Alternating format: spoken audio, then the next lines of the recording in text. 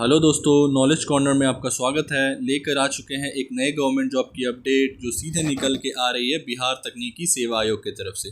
जी हाँ दोस्तों, बिहार तकनीकी सेवा आयोग की तरफ से ड्रेसर यानी परिधापक के रिक्त पदों में वैकेंसी निकाली गई है। तो चलिए आगे इस वीडियो में जान लेते हैं इस वैकेंसी से रिलेटेड हर एक वो इम्पॉर्टेंट डिटेल्स जो आपके लिए बेहद ज़रूरी है। वीडियो को अंत तक देखिएगा दोस्तों, और अगर वीडियो पसंद आए तो वीडियो को लाइक, चैनल को सब्सक्राइब ज़रूर कीजिएगा। तो चलिए शुरू करते हैं। चलिए दोस्तों, सबसे पहले जान लेते हैं इसकी इंपॉर्टेंट डेट्स के बारे में। तो यहाँ पर आप देख सकते हैं इसकी ऑनलाइन आवेदन की प्रक्रिया ऑलरेडी 11 मार्च से शुरू हो चुकी है और इसका जो आखिरी डेट है वो है 8 अप्रैल 2025 तक का। यहाँ पर आप देख सकते हैं दोस्तों, इसकी फ़ी पेमेंट करने की भी जो आखिरी तिथि है वो है 8 अप्रैल 2025। दोस्तों अब बात कर लेते हैं इसकी आयु सीमा के बारे में। तो यहाँ पर आप देख सकते हैं इसकी जो एज कैलकुलेट की जाएगी वो 1/8/2024 के अकॉर्डिंग की जाएगी, जिसमें आपकी मिनिमम एज 18 वर्ष की होनी चाहिए और मैक्सिमम एज अनरिजर्व कैटेगरी के लिए 37 साल, अनरिजर्व महिला यहाँ पर आप देख सकते हैं 40 साल, पिछड़ा वर्ग, अत्यंत पिछड़ा वर्ग पुरुष महिला 40 साल, अनुसूचित जाति, अनुसूचित जनजाति पुरुष महिला 42 साल। तो चलिए अब जान लेते हैं इसकी आवेदन शुल्क के बारे में। यहाँ पर आप देख सकते हैं सामान्य वर्ग, पिछड़ा वर्ग, अत्यंत पिछड़ा वर्ग, आर्थिक रूप से कमजोर वर्ग, यहाँ पर देख सकते हैं आवेदन शुल्क 600 रुपये। यहाँ पर देख सकते हैं अनुसूचित जाति, अनुसूचित जनजाति, बिहार राज्य के स्थायी निवासी 150 रुपये, आरक्षित अनारक्षित वर्ग की महिला उम्मीदवार बिहार राज्य के स्थायी निवासी 150 रुपये, राज्य के बाहर के उम्मीदवार चाहे वे किसी भी वर्ग के महिला पुरुष हो 600 रुपये। दोस्तों यहाँ आरक्षण से रिलेटेड एक पॉइंट दिया गया है, ये खास करके उन कैंडिडेट के लिए इम्पॉर्टेंट है जो बिहार स्टेट के बाहर से इस फॉर्म को अप्लाई करेंगे। यहाँ पर आप देख सकते हैं आरक्षण का लाभ उन्हीं उम्मीदवारों को मिलेगा जिनका स्थायी निवास बिहार राज्य में है, अर्थात जो बिहार के मूल निवासी हैं। बिहार राज्य के बाहर के निवासी अभ्यर्थी को आरक्षण का लाभ दे नहीं होगा। ऑनलाइन आवेदन में भरा गया स्थायी पता ही आरक्षण प्रयोजन के लिए स्थायी निवास अनुमान्य होगा। मतलब अगर आप बाहर स्टेट के कैंडिडेट होंगे तो आप जो वैकेंसी फिलअप करेंगे वो जनरल कैटेगरी सिलेक्ट करके करिएगा। वहाँ पर SC ST EWS कोई भी आप नहीं लगाइएगा, सिर्फ जनरल कैटेगरी ही आपका वहाँ पर देना पड़ेगा। दोस्तों अब बात कर लेते हैं इसकी नंबर ऑफ़ वैकेंसी के ऊपर। तो यहाँ पर आप देख सकते हैं 3326 वैकेंसी है और ये जो 1129 है दोस्तों ये अलग से महिलाओं के लिए आरक्षित है। तो अगर किसी को ये लग रहा है कि ये 3326 में ही 1129 जुड़ा हुआ है तो ऐसा नहीं है, 3326 प्लस 1129 है, ऐसे करके इसको बंटवारा किया गया है दोस्तों। यहाँ पर आप देख सकते हैं स्वतंत्र सेनानियों के लिए भी 67 सीट है और दिव्यांगों के लिए भी यहाँ पर दिया गया है। अब कैटेगरी वाइज अगर नंबर ऑफ़ सीट की बात कर ले दोस्तों तो यहाँ पर आप देख सकते हैं अनरिजर्व वालों के लिए 1332 और 466 दिया गया है सीट। आर्थिक रूप से कमज़ोर वर्ग यानी EWS वालों के लिए 333 और 117। यहाँ पर देख सकते हैं अनुसूचित जाति जिसे SC बोलते हैं 532 186, अनुसूचित जनजाति ST 33 और 12, अत्यंत पिछड़ा वर्ग ये बिहार का एक स्पेशल कैटेगरी है दोस्तों EBC 601 और 210, और पिछड़ा वर्ग जिसे BC बोला जाता है 395 और 138, और यहाँ पर पिछड़े वर्गों की महिलाएं WBC जो है उनके लिए 100 दिया गया है। दोस्तों अब बात कर ली जाए इसकी वेतनमान के बारे में, साथ ही इसकी योग्यता के बारे में। वेतनमान की अगर बात कर ली जाए दोस्तों, इसकी जो मिनिमम बेसिक पे है वो 5200 की है और मैक्सिमम बेसिक पे वो 20,200 की है। साथ ही ये ग्रेड पे 1900 का जॉब रहने वाला है दोस्तों, जिसमें 7वां वेतन लागू रहेगा। तो कुल मिलाकर अगर बात कर ली जाए तो अब इसकी मिनिमम जो सैलरी होने वाली है दोस्तों वो 35,000 से 45,000 की सैलरी होने वाली है स्टार्टिंग महीने की आपकी। योग्यता की बात कर ली जाए दोस्तों तो मैट्रिक तथा समकक्ष उत्तीर्णता।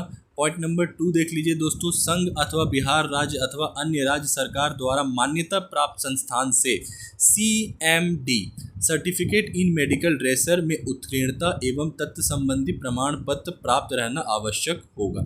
तो ये रही इसकी योग्यता दोस्तों और ये रहा इसका वेतनमान। अगर आप इसकी एलिजिबिलिटी क्राइटेरिया क्रॉस कर पा रहे हैं दोस्तों तो आप इस वैकेंसी को ज़रूर अप्लाई कर दें, क्योंकि इसकी सैलरी भी अच्छी होने वाली है। अब दोस्तों चलिए बात कर लेते हैं इसकी चयन प्रक्रिया के बारे में। तो इसका जो चयन प्रक्रिया है वो 2 पार्ट में डिवाइड किया गया है। सबसे पहले कंप्यूटर बेस्ड टेस्ट होने वाला है जो 75 अंक का होगा। दूसरा जो है दोस्तों कार्य अनुभव प्राप्तांक बिहार राज्य के अंदर अवस्थित राज्य के सरकारी अस्पतालों, संस्थानों तथा गैर निजी केंद्र सरकार, पंचायती राज, नगर निकाय के नियंत्रणाधीन अस्पतालों में संविदा के आधार पर सम्मान पद पर कार्य अनुभव के लिए प्रतिवर्ष 5 अंक अधिकतम 25 अंक दिए जाएंगे। तो दूसरा जो है दोस्तों, जो 25 अंक का जो कैटेगरी है वो आपको कार्य अनुभव के लिए मिलेगा। कार्य अनुभव वो भी कहाँ, सरकारी जो भी आपके संस्थान रहेंगे, यहाँ पर देख सकते हैं दिया गया है बिहार राज्य के अंदर अवस्थित राज्य के सरकारी अस्पतालों, संस्थानों तथा गैर निजी केंद्र सरकार, पंचायती राज, नगर निकाय के नियंत्रणाधीन, यानी अगर आप प्राइवेट किसी भी हॉस्पिटल से अगर आप ये कर रहे हैं, अस्पताल से, प्राइवेट अस्पताल से अगर आप कोई भी सर्टिफिकेट अगर आप पा रहे हैं कार्य अनुभव का, तो वो इसमें वैलिड नहीं होगा। यहाँ पर आप ध्यान से सुनिएगा दोस्तों। किस प्रकार इसका मार्क्स दिया जाएगा, तो यहाँ पर देख सकते हैं दिया गया है कि प्रति वर्ष 5 अंक मैक्सिमम दिए जाएंगे दोस्तों, और जो इसका जो अधिकतम अंक है वो 25 अंक से ज़्यादा नहीं हो पाएगा। अगर आप 5 साल काम कर रहे हैं तो आपका हर साल 5 नंबर करके 25 नंबर दिया जाएगा। लेकिन अगर कोई मेरे भाई बंधु 6 साल, 7 साल, 8 साल भी काम कर लिए तो उसका मतलब ये नहीं कि आपको 5 गुणे 8 के हिसाब से 40 अंक दे दिया जाएगा। ये नहीं होगा दोस्तों, क्योंकि इसके जो मैक्सिमम मार्क्स है वो 25 ही है। यहाँ पर आप देख सकते हैं। अब बात कर लेते हैं दोस्तों इसकी CBT टेस्ट के बारे में। तो इसका CBT टेस्ट यहाँ पर आप देख सकते हैं, डिटेल्स दिया गया है। नंबर ऑफ क्वेश्चन जो रहेगा दोस्तों वो 100 रहने वाला है, और यहाँ पर कुल अंक भी देख सकते हैं 100 होगा। टाइम ड्यूरेशन 2 घंटे का रहेगा। अब एक कन्फ्यूज़न ये होगा दोस्तों कि जब नंबर ऑफ क्वेश्चन 100 होगा और अंक भी जब 100 होगा तो आपको यहाँ पर 75 मार्क्स कैसे दिए जाएंगे, तब तो उस हिसाब से आपको 100 मार्क्स देना चाहिए। तो इसका जो कैलकुलेशन होगा दोस्तों वो कुछ इस प्रकार रहेगा कि अगर समझ लीजिए आपने 100 मार्क्स के क्वेश्चन में 60 क्वेश्चन करेक्ट किया, या 60 नंबर आपने उस रिटन एग्ज़ाम में पाया, तो उस रिटन मार्क्स को 0.75 से मल्टीप्लाई करके जो भी आपका फाइनल मार्क्स बनता है वो आपको दिया जाएगा। फॉर एग्ज़ाम्पल यहाँ पर आपका अगर 60 मार्क्स आपने लाया तो इसका रेशियो क्या हो जाएगा दोस्तों, फ्रैक्शन हो जाएगा 3/4। तो इससे अगर आप इसको काटिएगा तो ये आपका 45 मार्क्स आपको मिलेगा। तो ये 60 मार्क्स आपका 60 नहीं 45 में कन्वर्ट हो जाएगा। तो आपको ये समझ आया होगा दोस्तों। अगर बात कर ली जाए इसकी नॉर्मलाइजेशन की, तो यहाँ दोस्तों यहाँ पर आप देख सकते हैं इसमें नॉर्मलाइजेशन होगा, क्योंकि इसका एग्ज़ाम कंडक्ट एक शिफ्ट से ज़्यादा शिफ्ट में किया जाएगा। नेगेटिव मार्किंग भी देख सकते हैं दोस्तों दिया गया है 0.25 के हिसाब से इसमें नेगेटिव मार्किंग होगा, और सभी क्वेश्चन जो रहेंगे दोस्तों वो MCQ टाइप रहेंगे। यहाँ पर आप और एक चीज़ देख सकते हैं दोस्तों, इसका जो पाठ्यक्रम, इसका जो सिलेबस रहेगा एग्ज़ाम का, वो CMD certificate in medical dresser के हिसाब से ही दिया जाएगा। यहाँ पर आप देख सकते हैं सर्टिफिकेट इन मेडिकल ड्रेसर स्तरीय पाठ्यक्रम के आधार पर प्रश्न पूछे जाएंगे।